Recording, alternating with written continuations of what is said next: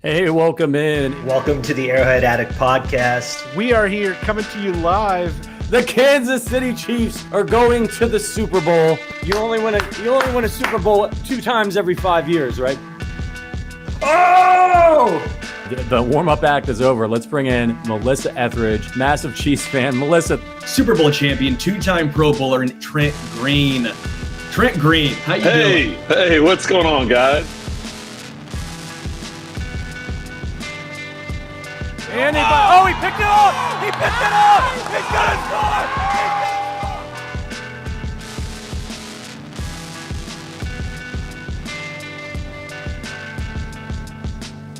And we'll see you next week. But until then, as always, go Chiefs.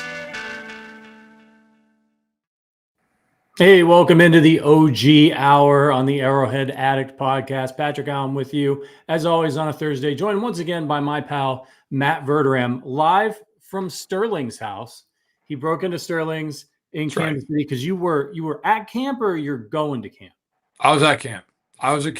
Thursday morning. And Sterling was nice enough to be like, hey, man, where are you staying Thursday night? And I was like, I'm going to stay downtown. I think in the plaza. I haven't booked it yet. He's like, just stay at my house. Okay, sure. So that's the plan. Go out, have a little bit of dinner here in a few hours. He's out playing 9 at some country club he just became a member of.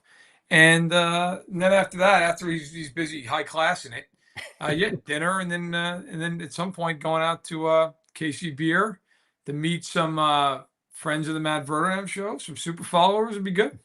That's awesome, man. Yeah, I saw Sterling let the subscribers over in the Arrowhead Addict member chat as well know that you guys can be heading to KC Beer or old pals at KC Beer, where, of course, I believe they still brew our own beer, Arrowhead or Arrow Red Lager, which we helped create with them, which was a fantastic time. Yes, despite my best efforts, right? I just spilled grain on the floor. It was a disaster. It made the intro, you know? It did, and it should make the intro. I look forward to it. I look forward to getting back there and having a few drinks and hanging out. And then Friday, it's 7 hours. Yesterday, I drove 9.5 hours. Tomorrow, I drive 7 back to Illinois. And then take a week to relax. And then it's Detroit, Cincy, Indy, Chicago, and then the training camp tour is done. Then I'm back to Kansas City for week 1 for Ravens Chiefs. Well, at least you started out, on a high note in Kansas City, and now you're going to Detroit. So I hope you get plenty of booze over there at Sterling's house. Well, this is stop 3. So Tuesday was in Green Bay. Okay, all right. Wednesday I was in Minnesota, and now I'm in Kansas City. So it's been hot as hell, and I drove through a lightning storm yesterday. I have never seen anything like that in my life. It's been interesting so far, but I got to tell you, the ride to St. Joe was not the only lightning you saw, because on Thursday morning, the Chiefs they had their own. That offense is not a slow offense, and they were moving the ball with a purpose. That's exciting, and we'll want to get all your thoughts on what you saw at training camp in just a minute. Before we get to the rest of the show, we got a lot to get to today. I want to let you know that with big wireless providers, what you see is never what you get. Somewhere between the store and your first month's bill, the price that you thought you were going to pay magically skyrockets. With Mint Mobile, you never have to worry about gotchas ever again. When Mint Mobile says $15 a month when you purchase a 3-month plan, they mean it. You gotta check out Mint Mobile. New customers, you get a 3-month premium wireless plan. It's just $15. So go to mintmobile.com/arrowhead. That's mintmobile.com/arrowhead. You'll cut your wireless bill down to $15 a month at mintmobile.com/arrowhead. You need to do that because it supports the show. Obviously, the /arrowhead, that's important. So if you're looking to save some money, everything's more expensive these days. Your wireless plan doesn't have to be. $45 upfront required. It's the equivalent of $15 per month. New customers who are on a 3-month plan only. Speed slower, above 40 gigabytes on unlimited plan. Additional taxes and fees and restrictions apply. See Mint Mobile for details. But again, go to mintmobile.com/arrowhead. All right, let's get into it. Got some quick news bites to hit, and then I want to hear what Verderame saw at camp. And actually, you were all over this, Verderame. A couple days ago, Nick Bolton leaves practice with an elbow injury. Seems like he's going to be okay. What's the word on that? Yep, was told by a source on Wednesday evening that he's expected to, quote, be fine. On Thursday, we saw him come down the hill in uniform, no helmet, no brace, no pad from what I could see. It was just a sleeve on his left arm, but did not look, like there was any discomfort in it. So, maybe he misses a few practices, whatever. It does not look like it's going to be anything that holds him out for a meaningful amount of time. That's all you want to hear at this time of year. If anybody's hurt, that's it. Now, I saw Kadarius Toney got injured as well, lower body injury. To no one's surprise, the guy just cannot stay on the field. Have you heard anything about him?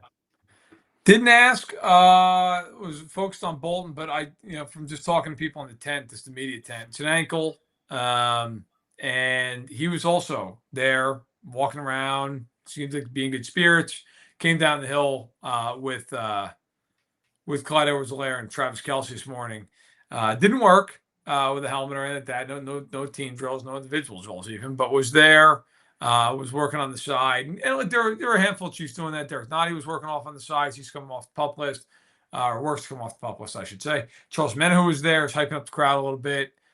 So there's some guys. I mean, Toney is still yet to do any team drills, stuff like that. But yeah, you could see Watson, another guy, same deal. So, but some of them are getting closer than others. Toney, you never know, but it did not appear like it was going to be some kind of a big injury. Yeah, I mean, look, this time of year, it's all about staying healthy. And I just think I feel for those guys out there because they're going through an Andy Reid training camp, and it is quite literally the fifth circle of hell outside. Not good to be out there doing an Andy Reid training camp when it's 100 degrees outside. So I got a couple more news items to get to. Let me just hit these real quick. Chris Jones, your guy, Chris Jones, highest rated defensive tackle in Madden 25 with a 97. Dexter Lawrence is second with 95. Where do you think is Chris Jones to you now with Donald out of the picture, the number one defensive tackle in all of the NFL? And where do you think he ranks among all pass rushers in the NFL? Oh, he's number one at D tackle. Yeah. Oh yeah. He was dominant today. Well, like just multiple times just destroying a play, like before it even started. Jawan Taylor at one point, I don't know if he touched him. If he touched him, it was not with a lot of force. Yeah, he's number one as a D tackle. As far as all pass rushers, just off the top of my head, I mean, look, there's Bosa in San Francisco, there's Micah Parsons, there's Watt, there's Garrett. I mean, he's certainly in the top 10.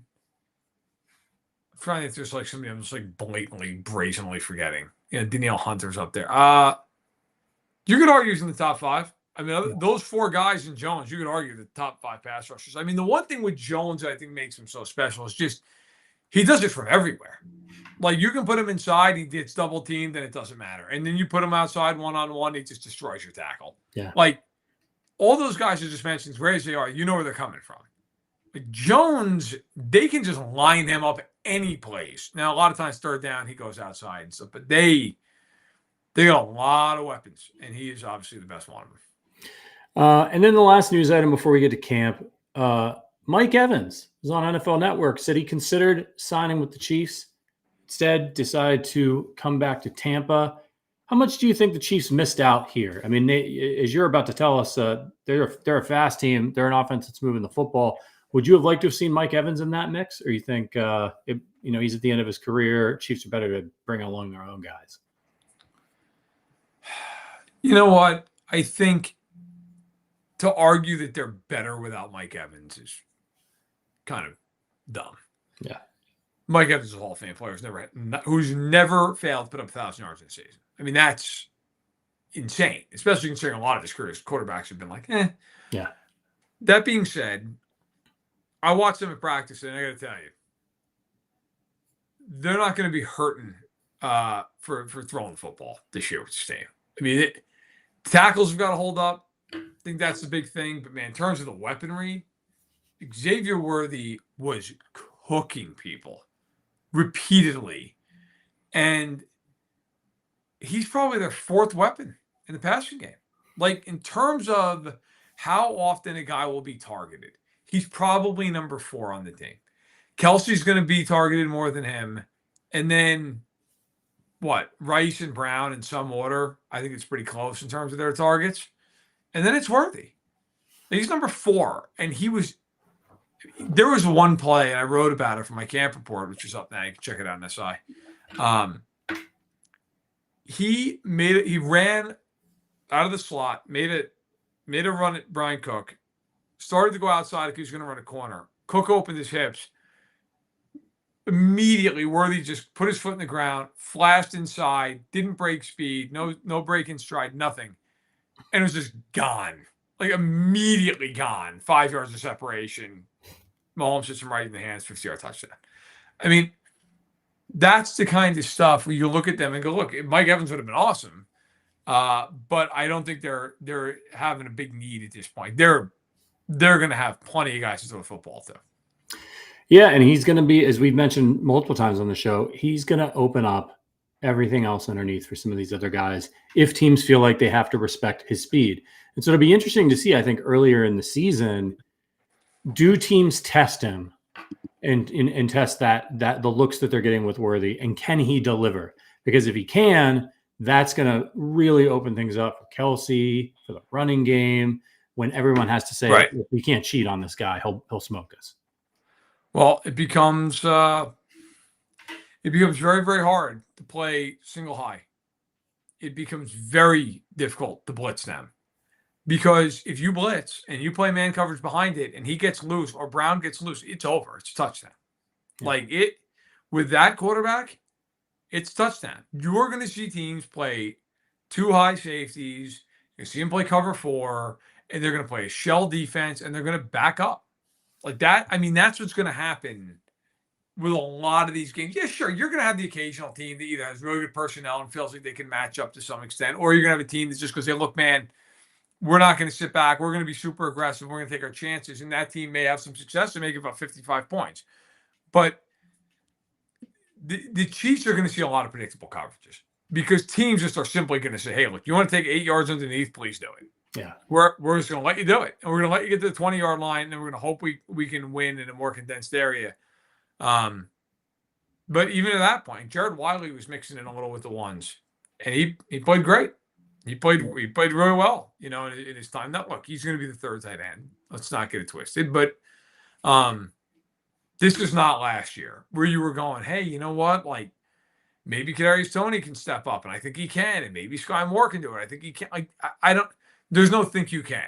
Like Rice can play, Kelsey can play, Brown can play, and Worthy. Like it is apparent he can play. That kid is going to be a good player. Now, how good, we'll see. He's going to be a factor.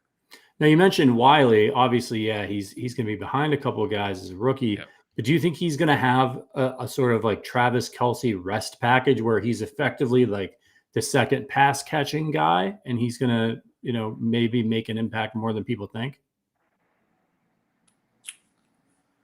Yeah, I think that, you got to factor in today's NFL when you go and talk about a starting lineup, a starting offense. It's 3 receivers. I think he's going to play quite a bit. And look, they'll have Watson playing too, and they'll roll Hardman in there, and they'll play their 2 tight end packages, and God knows with them, even some 3 tight end packages. I mean, they're gonna do all those things. But yeah, I mean, Worthy's going to see, a good bit of time. He's a rookie, he's a receiver, and he's coached by Andy Reid. He's not going to play 80% of the snaps. But I think there's a world he plays half of him. I mean, I went back and looked, and I wrote it in my piece for SI. I don't have it up right in front of me. I'll try to pull it up real quick. But so Hill in 2016, as a rookie, he played, I think it was 41% of the snaps. See if I can find it real quick. Yes. So he played 41% of the snaps as a rookie. Last year, Rashee Rice played 58%. So, like, to expect Worthy to be at like 70, 80, I just don't think it's realistic, especially with this offense. But I think you're probably 50%. Yeah, I think that's probably about what he's going to be at. I'm going to jump ahead a little bit in the outline here just because we're talking about Worthy. I saw the play where he was going up against some press coverage and just got absolutely catapulted. Yeah, smoked onto his backside. How much are you concerned about the size of Xavier Worthy and what teams will try to do to him physically at the line? Well, you know what? It's a good question. I think if some teams are going to challenge him on that, and they're going to say, "Hey, can we jam him? Can we press him? He's 165 pounds. Like, can we physically take this guy out of what he wants to do?" I think the Chiefs are going to combat that with what I saw today, which is they're going to put him in motion a ton, and they're just not going to let you get your hands on him. They're going to put Rice on the line of scrimmage, and they're going to put Hollywood Brown on the line of scrimmage, and they're going to say, we're going to give Xavier Worthy a running start. Essentially, that's how we're going to play this. And we're gonna play him off the line, even when he's stationary. That takes away a lot of that. But look, make no mistake about it. He's gonna have to be anticipatory and understand. Okay, the way they're lined up, the coverage they're playing, they're in press man coverage. They're gonna try to chuck me. This is a team that, based off of tape, even when they're in zone, they're gonna try to chuck me at the line of scrimmage. That is something that he's gonna have to be aware of, and he's gonna have to handle. And that's not the last time that he's probably going to get belted at the line of scrimmage. That's fine. He's got to learn from that. That's a good teaching point. But, I mean, I watched plenty of snaps today where he got off the line just fine. And when he did, he was a problem. He was screaming downfield. There are two things about Xavier Worthy that when you see him in person are very obvious. He is small and he is very fast. And he was putting it all together. I mean, the one thing I will say, too, he tracks the ball really, really well. It is evident that he can do that. And that is something that is not easy. There have been plenty of receivers in the NFL who have been fast, with good hands, all of it, and they've been derailed by the fact they can't track the ball 40 yards down the field. That's not easy to do. Running full speed to a spot, looking over your shoulder, DB's on you. That's really difficult. And he's good at that. So that's a huge thing moving forward. He's going to be one of those guys that every season he takes a couple of hits that you're just like, ooh. You're a little bit concerned about him, but he's going to have to learn what I think Tyreek Hill learned. Tyreek Hill is obviously a little bit bigger.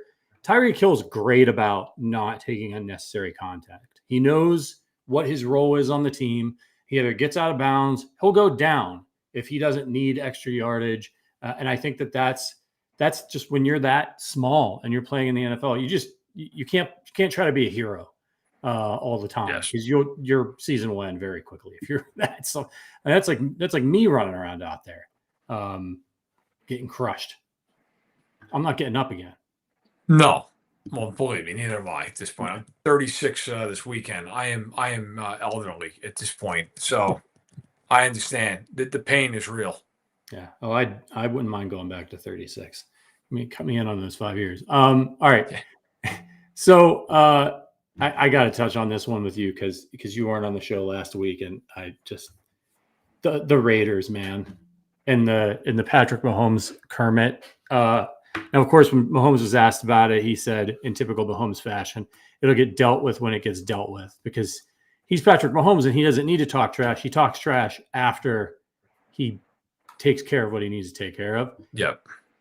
What do you think? Do you think is this just training camp August bullshit, or do you think it says something about the mentality under Antonio Pierce? We've already heard about the Mahomes rules, Jordan thing. We're going to try to play physical. Like, are the Raiders just not learning from the mistakes of their past, and that, like, we're going to take a lap around the stadium, we're going to mock Patrick Mahomes instead of, like, figuring out how to actually play competent football for an entire season? The Raiders, the last 20 some odd years, have mostly been a hilarious, unserious organization. I mean, I don't say it from a Chiefs perspective. I say that from, like, hey, guys, win a playoff game. I mean, it's been 22 years now, playoff game. And, like, you're not even like where the Chiefs were way back when they couldn't win a playoff game. They were in the playoffs all the time, at least like a decent amount of time. The Raiders in the last 22 seasons, I'm doing this off the top of my head, I think they've been to the playoffs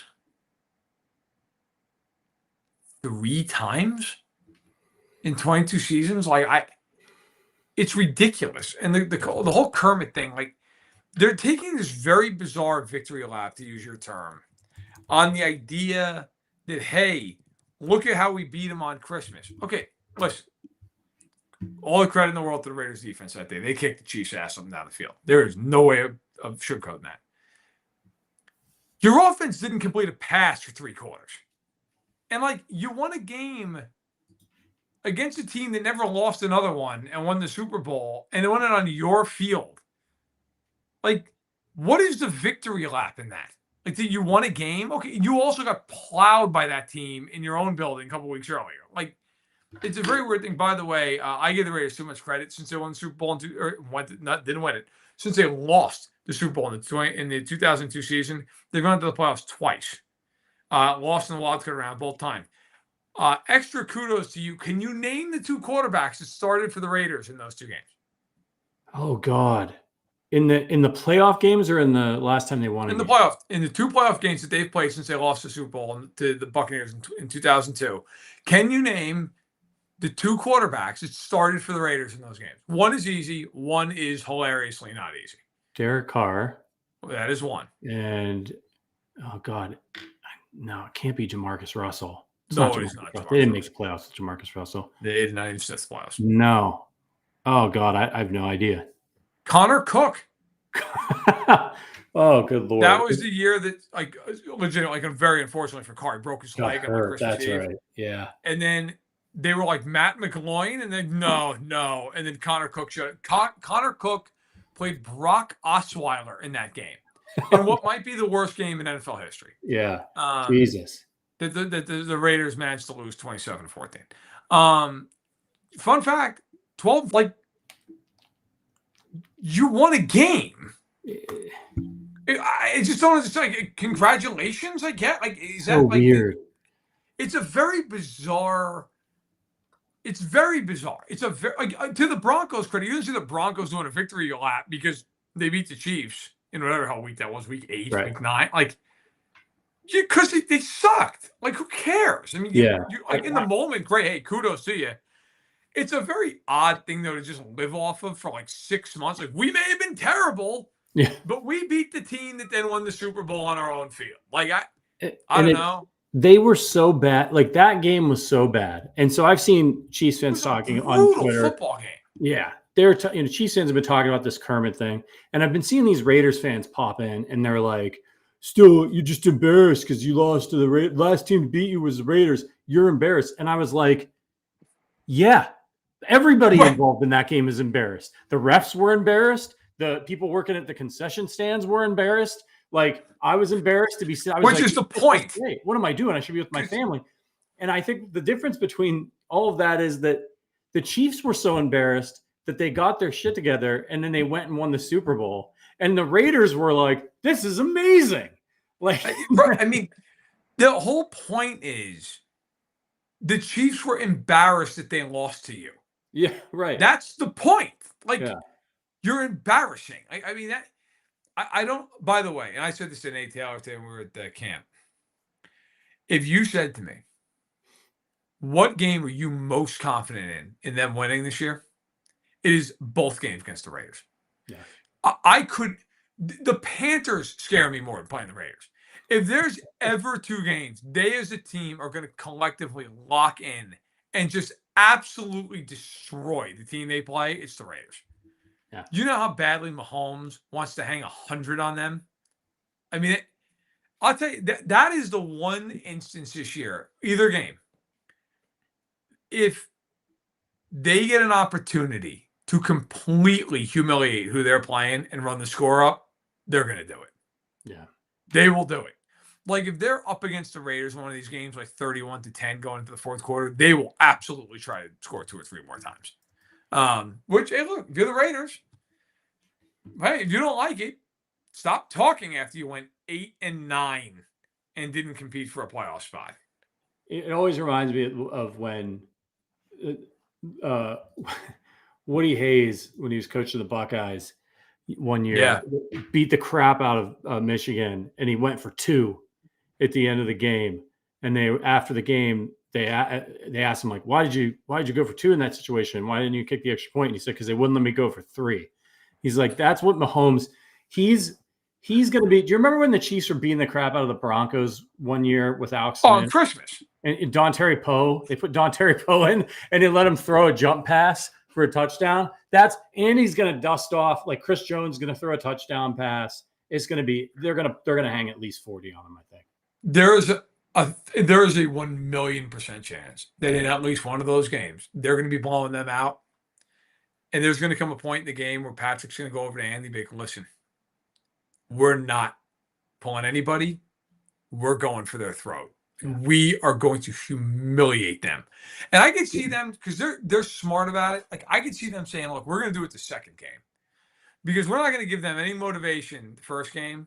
But the second game is on national television at Arrowhead.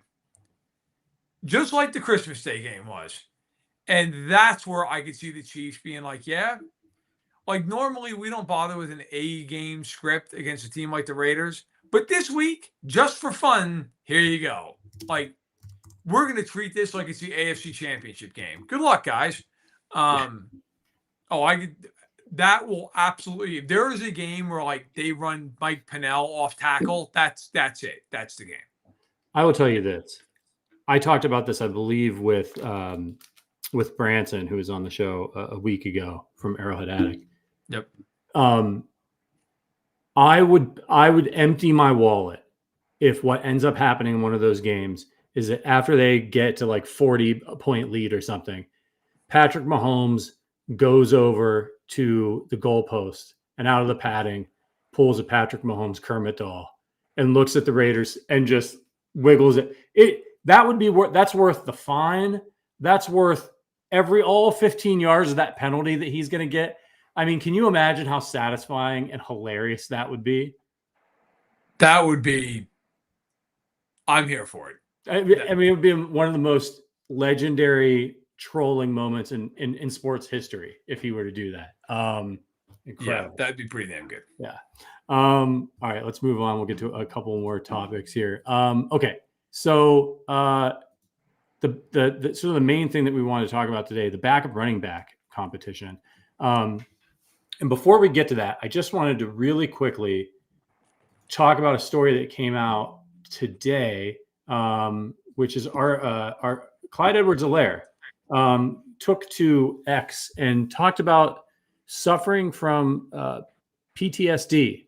Yep. And he said he talked about his experience with the media. And he said, sometimes I'm admitted into the hospital, something like I can't stop throwing up, and it's just I don't know anything pretty much to stop it. He said real bad dehydration, but it's just mentally just not being there. It's one of those things where early on, guys who kind of pay attention, like Travis or Kadarius, at times they can even, ahead of time know, like, okay, Clyde's not laughing, he's not giggling, he's not himself. He goes on to say more. There's an article, Adam Teicher wrote about it on ESPN. I just wanted to acknowledge that because I think, I guess it stemmed from an incident in his youth, like a scary incident. It might have been gun. Well, related. so it stemmed. So I was there, as part of the press conference, and he talked for 9 minutes. I gotta say, it was really like, I used, so in every camp report, I have like a template that I do, and I have, it was like best thing I've heard, and I used one of his quotes from that, and then wrote off of it. So it's in the camp report, but check out Adam's work because Adam deserves a lot of credit. He was asking quite a few questions about it. And so Clyde Edwards-Helaire was explaining he suffers from PTSD, but also this thing called cyclic vomiting syndrome, which is essentially he just can't stop throwing up when he gets into a certain state. And this was something that Julie Freimeyer, who was the Chiefs athletic trainer, who you may remember that name, she was instrumental in getting Mahomes ready when he had his ankle injury. She was kind of, according to Clyde, was the one who pointed him in the right direction, figuring out what was going on. It was a very interesting 9 minutes. It was very poignant 9 minutes. He talked a lot about, look, December 22, 2018, he and a LSU teammate were selling electronics, and an 18-year-old, tried to rob them. And in self-defense, and it's unclear whether it's Clyde Edwards-Helaire or it was his teammate, one of those two men shot and killed the 18-year-old in self-defense, shot him multiple times. And so he's got PTSD from that. He talked a little bit about the parade this year. It was just, look, it was a really raw, honest thing, right? Like, you normally go to those press conferences and you're used to the same old answers. It's coach speak. It is what it is.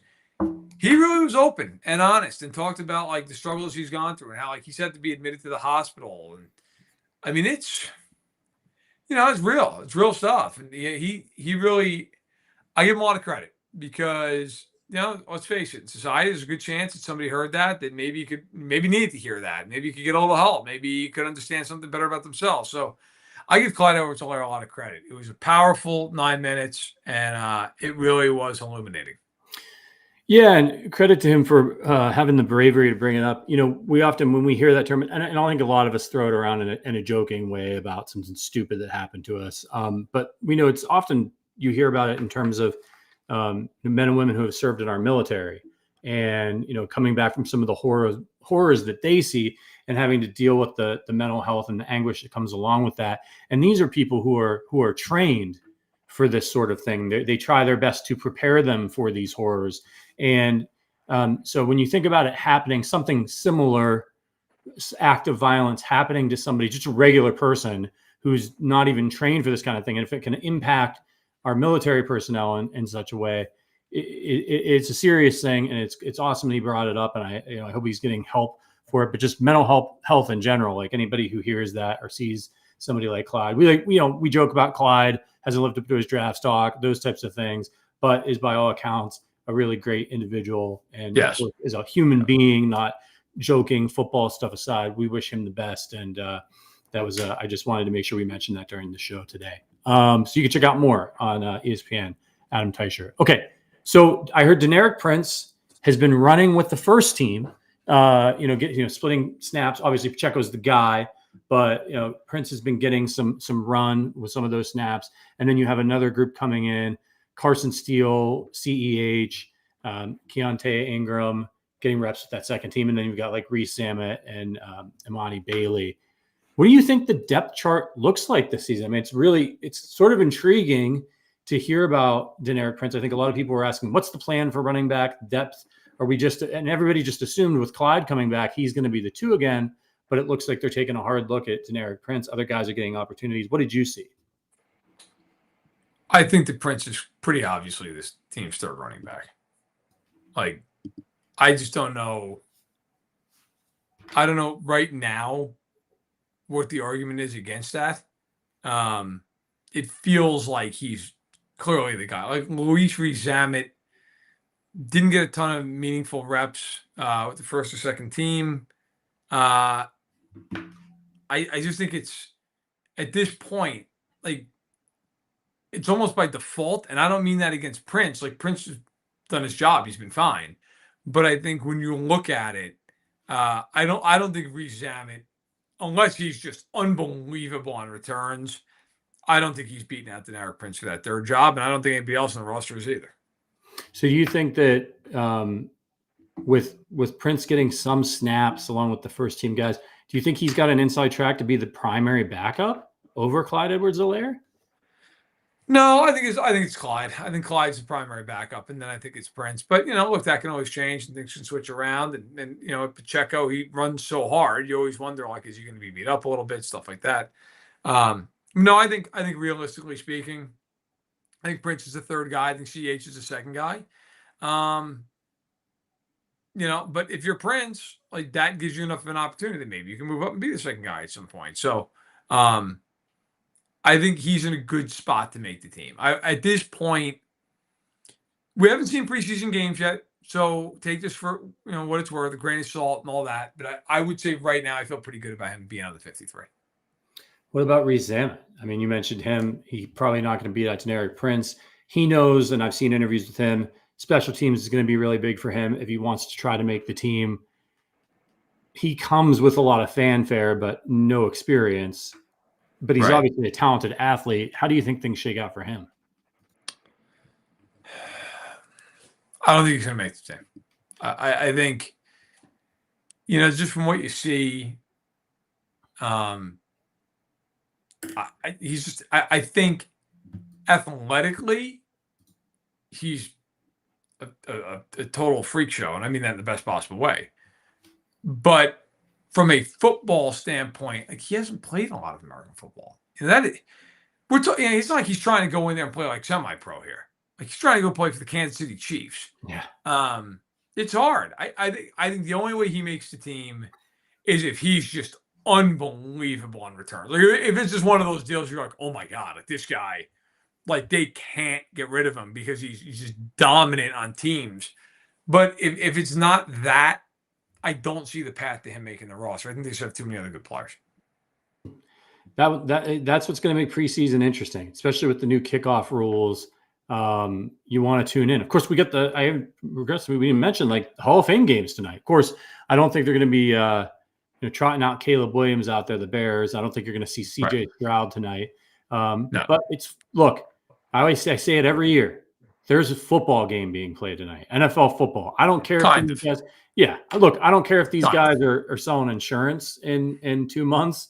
They're going to be wearing the Texans and the Bears uniforms. And when you haven't had football for as long as we haven't had football, you'll take it, right? You got to start somewhere. It's true. By the way, on an aside, Justin Herbert in a walking boot now. The Chargers, for anybody who missed that news, he is expected to be ready for the regular season.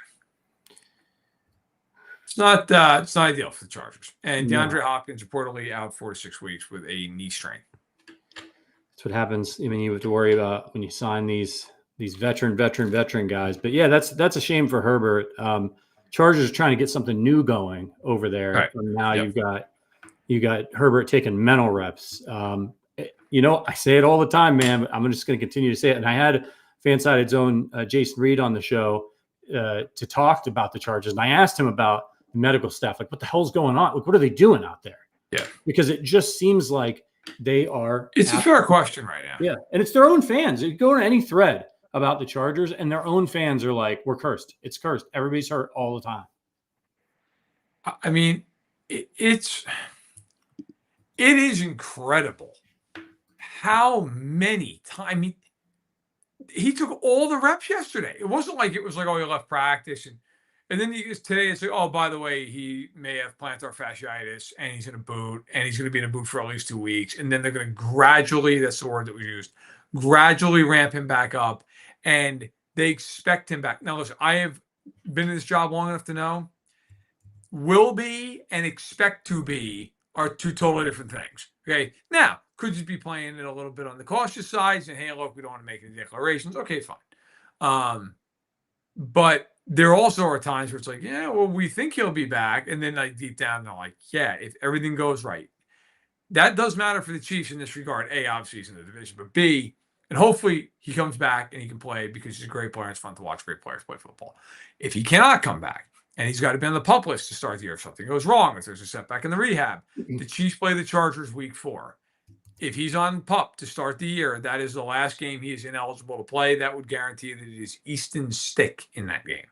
So something to watch for a Chargers team that, as you mentioned, is trying to get something off the ground and right now is struggling to do that with now Herbert out for what looks to be a good chunk of, if not the rest of the summer.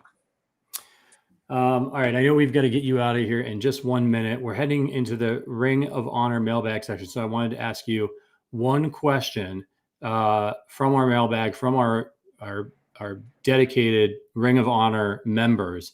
If you want to support the show, check out the link in the description. The Common Shaman wants to know if Bolton were to be out for an extended period of time. Now, as we know, he's not going to be. But I thought it was an interesting question nonetheless. If he were going to be out for an extended period of time, who does Spags trust with the green dot? Tranquil, Chenal, or he writes Karloftis here? Tranquil. Yeah. Tranquil. Right. Yeah. Last year when Bolton got hurt and missed a good chunk of the year, Tranquil got the dot, and it was his second game of his career in Kansas City. They trust Drew Tranquil 1,000%. And by the way, I wrote about, and every camp reports like one veteran who really impressed you. And of course, I could have wrote about 9 guys in the offense. Tranquil was the guy I picked. He was everywhere. It felt like Drew Tranquil made like 37 tackles and broke up like 12 passes. It was like there were 2 of him. He will absolutely be that guy for the Chiefs if there's a situation where Bolton's on the field. Okay. I know you've got SI work to do, so we're going to let you get out of here. You'll be with us every other Thursday throughout the course of the season. But what have you got? Obviously, in your training camp tour right now, what have you got going over at I've SI? got I've got the training camp tour at SI, which continues on. I got a little break now. I've started again on the 11th.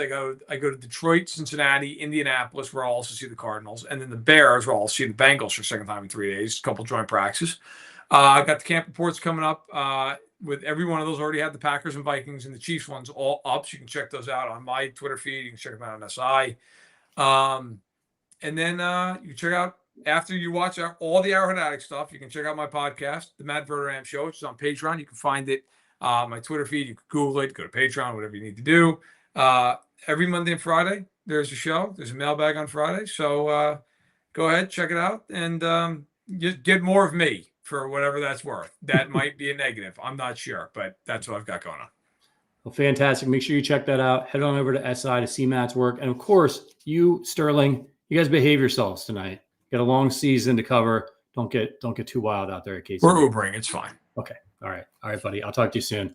It's Matt Verderame, Sports Illustrated. Check out his work over there. All right, let's get to some more Chiefs talk here. And again, we're in the Ring of Honor mailbag section of the show. So this is a really fun one. My guy, Slothy, longtime Ring of Honor member, said, what are your thoughts on Mahomes skipping out on Andy Reid's camp to attend Nebraska's camp? I saw this in our private Discord, and I was a little taken aback. And here it is. There's Mahomes at Nebraska camp. Wait a second. Squint. That's not Mahomes.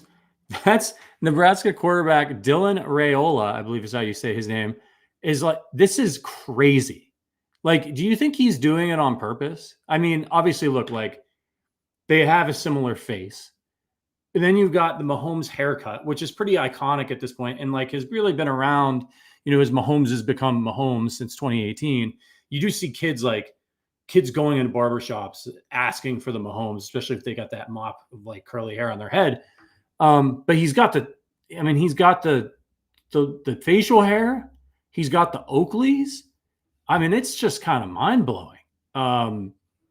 He could be one of those. You ever see like those TikTok people? Like they'll go and they'll get like a lookalike, and they'll go to a mall and they'll have people following them around and have people taking pictures and trick them. This guy could do it right now. Like he could walk into Kansas City, like walk through the plaza, and would just be mobbed like that if he kept. The Mahomes is a frohawk. Yeah, angry drunken German. I guess you could call it that. So for my guy Rhino, said, and we already kind of hit on this, but he said, how do you feel about the current running back room? He says, I don't have too much faith in CEH if Pacheco goes out for any amount of time. I think McKinnon is going to be missed this year. Again, we talked about with Verderame. With Prince, I just think, I'm not saying that the Chiefs don't think the running back position matters, but I do think that they are looking for certain things in the running back position. Like if they could get a Jamal Charles type or something, like, yes, of course they would take them. But they have won. Look at the success they've had and look at the guys that they've had at running back. Even Pacheco is not like Pacheco's very good running back, but like, it's not like he's ripping off massive runs all the time.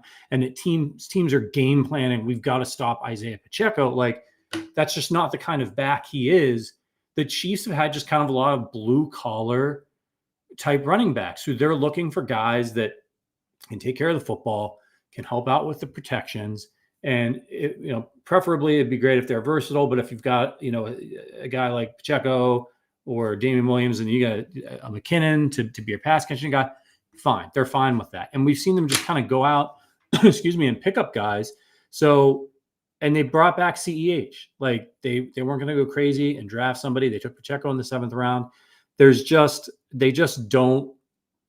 I don't think that they see having an elite running back is a key to success for them. It'd be a nice to have, but then you got to deal with, the price tag that comes along with that, the impact on your cap, like all those types of things. So I think they're just very comfortable with the style of running backs that they have been using. And I think they probably look around at the landscape and say, there's enough of the kind of guys out there that we think we can utilize that even if we were to have a bunch of injuries, we can just go and get them. I think they'd be fine trotting Deneric Prince out there. So I just don't think they see it as a huge, huge priority. And as long as the person can block and they're reliable in that way, that's it. So, And Angry Drunken German makes a good point. He says, the good news is elite halfbacks can be drafted in rounds 1 through 7. And it's true, right? Like we have seen really effective running backs taken all over the place. There's a lot that has to do with your blocking and all of those things. And these guys are athletes. And Jalen Verderame's got some SI work to do. So he had to dip a little bit early today. He's on his training camp tour. So, with all the travel and all that stuff, he's short on time. Okay. So let's get to our reviews. Now, as you guys know, if you leave us a 5-star review on Apple Podcasts, we will read it on the show. If you ask us a question in that review, we will answer it on the show. So I'm pulling these up right now. And last week, I put out a plea to you guys because we got a 1-star review from a guy who was mad that we were talking about personal stuff on the show, talking about being fathers and stuff.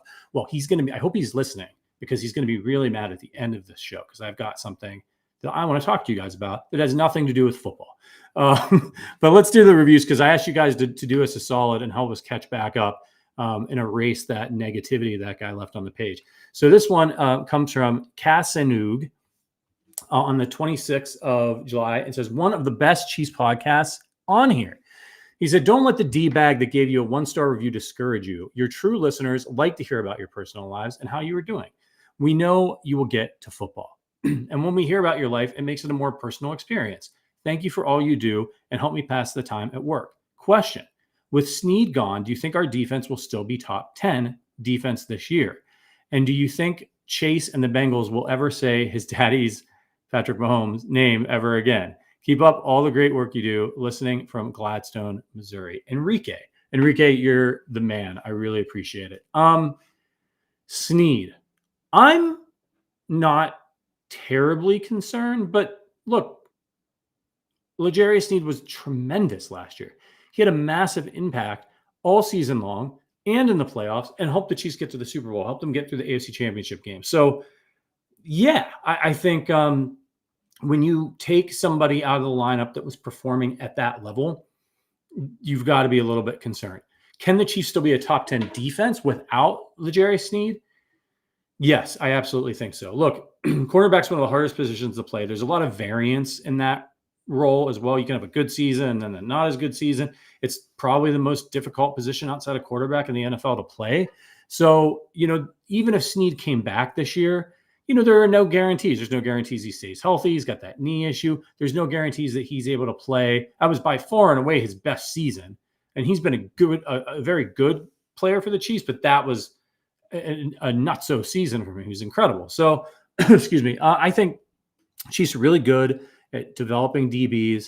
So I think there'll still be a top 10 defense this year. They've got really talented players, young players all over the defense. Other guys are going to step up. Will the replacement be as good as L'Jarius Snead was last year?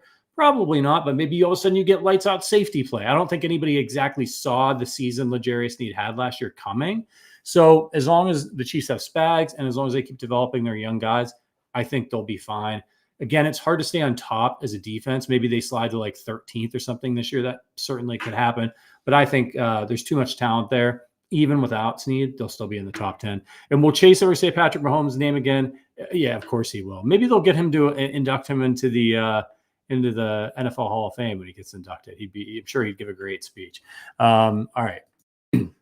Next up here is this guy's Macavity says, keep it up. He said, talk open your kids all you want, brother. Everyone listening can relate to that. I apologize for that. And then he says, love the show. Love KCSN as a Missouri transplant. We're not KCSN, but there's great Chiefs content on KCSN as well. But we're glad you're listening, and check out BJ's and everybody over at KCSN. Of course, there's some crossover between our shows and theirs with Briscoe. But he's a Missouri transplant living in Omaha. I need your content as the airwaves around here talk about nothing but the past glory of the Cornhuskers football program. Go Chiefs. Well, the Cornhuskers are on their way back up now that they've got Patrick Mahomes playing quarterback for them. I think they're going to maybe make a run to the college football playoff this year. Appreciate the review. Thank you so much. And then for Money to Do It, amazing Chiefs podcast. Great Chiefs pod. Enjoy listening to the great insights on the Kansas City Chiefs.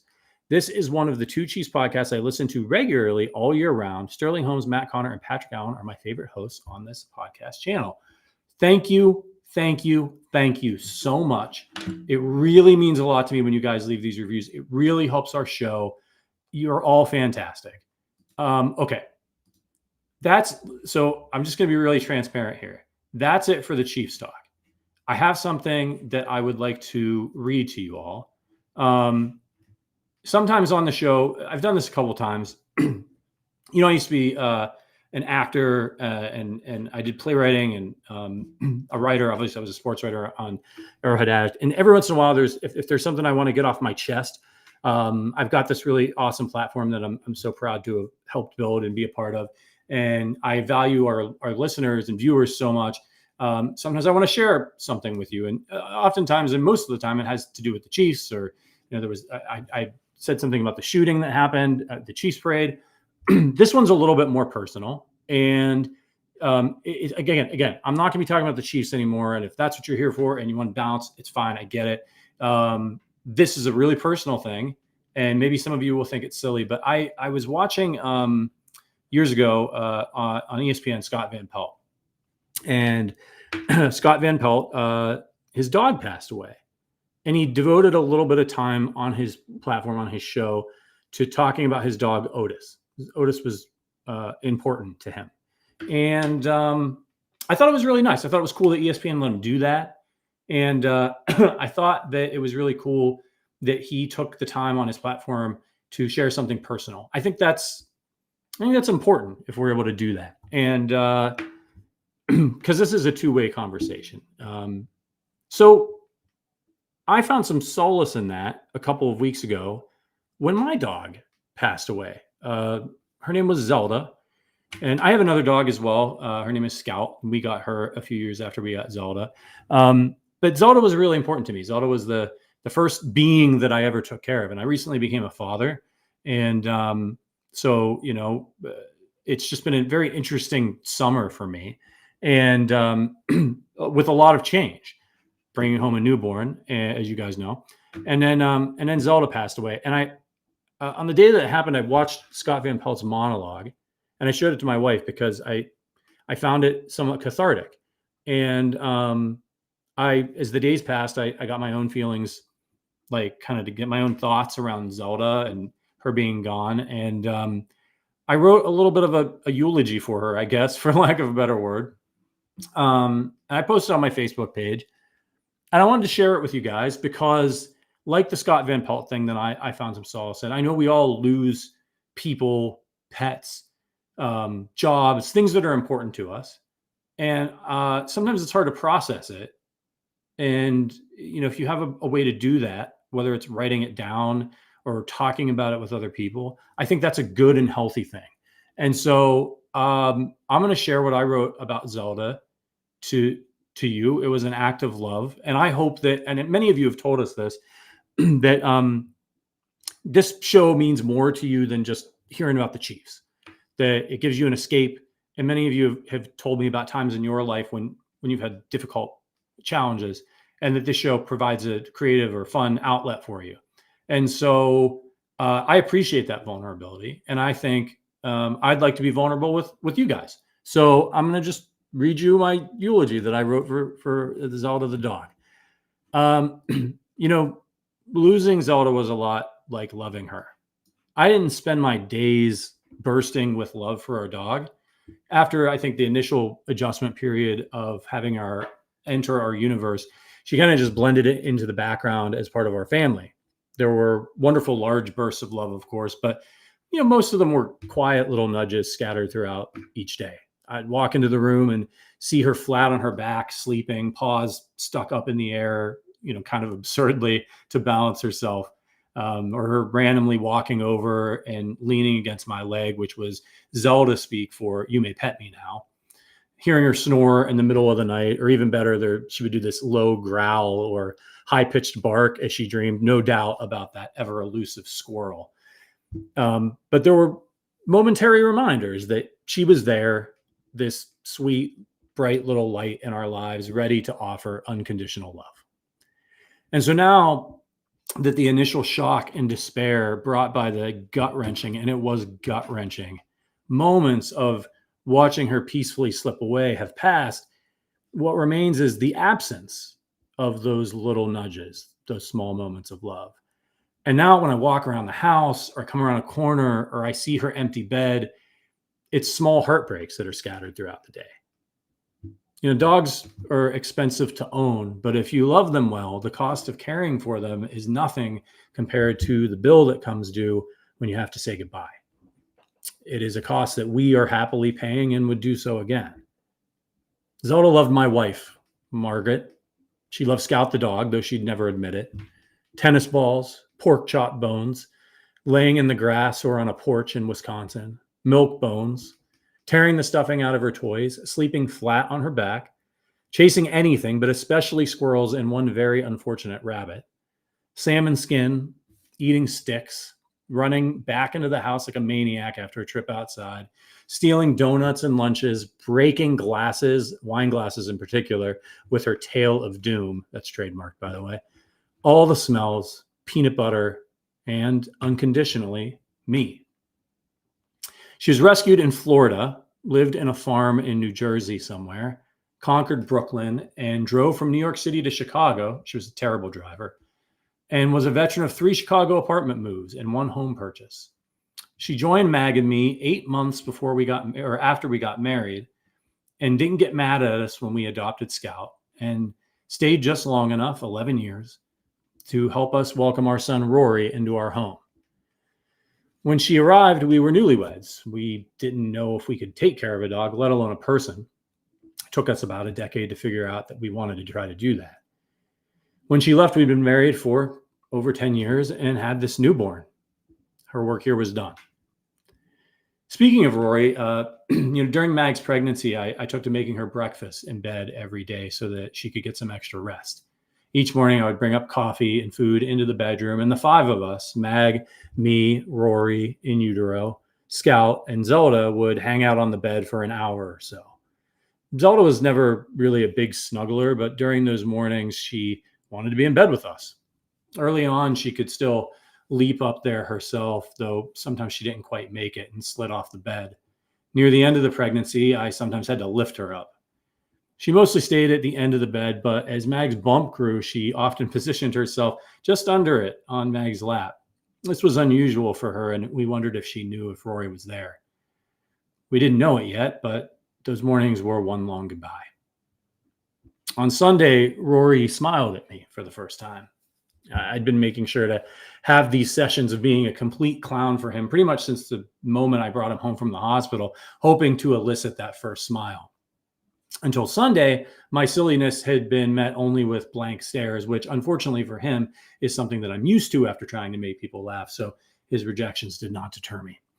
Yet, after many belly tickles, the kid finally cracked a smile at me. On Monday morning, Zelda had an awful fall down the stairs while I watched horrified at the top of the staircase holding Rory. She didn't seem to have any major injuries, but it was a miracle she wasn't killed. It was just another awful moment in a string of awful moments that had been piling up as she battled a terrible cognitive decline that was leaving her scared, confused, and anxious more and more each day. She was refusing meals, which is most unlike her, and suffering from instability and pain from arthritis. So we took her to the vet that day to see if she had any major injuries, but as I was talking things through, kind of trying to explain to the tech about all of the issues that she had been having, I found myself breaking down in tears. I couldn't get the words out. I just was so distraught about what was happening to her, and Mag had to help me explain. And we just kind of realized after a long talk with the vet, and this wasn't our first trip there, that at 12 years old, her situation was only going to get worse. And the next fall might be catastrophic, especially if we weren't home. And we decided it was time to let her go. Hours later, I walked into the bedroom to check on Mag. She was sitting in the bed with Scout and Rory, no longer in utero, like so many of those prenatal mornings. Rory was propped up on a pillow, wide awake, looking around. I joined them, and Mag asked me how I was doing. I told her I felt heartbroken. And as soon as the words were out of my mouth, Rory turned his head, realized I was there, and smiled at me.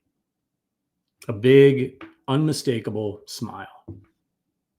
It wasn't the first time he smiled at me, and it wouldn't be the last. It was just a small, quiet little nudge, a little burst of love. And here I thought all those moments of us hanging out together on the bed were over. But there we all were again. Zelda 2. So I appreciate you letting me share that with you. Dog meant a lot to me. She was the sweetest. She was the best. Just a kind soul. And like I said, I know that I know everybody's been through losing pets and those sorts of things. And it's really difficult. It's one of the most brutal things I've ever been through, making that decision, knowing it was in her best interest, but sitting there with her and watching her pass on. So I know some of you guys are going through stuff right now, whether it's a pet or with family members, and it's difficult. So just know that you're not alone. Just like Clyde shared his stuff with you today. Nobody's alone out there. We're all in this together. And especially as Chiefs Kingdom, as Chiefs fans, we bond over something. And many of you I've never met in person, but you know, I have a deep affection for. So I appreciate your support of the show. I appreciate you letting me take the Chiefs platform and share a eulogy for my dog on it. And if it brings any comfort or entertainment or anything else to any of you,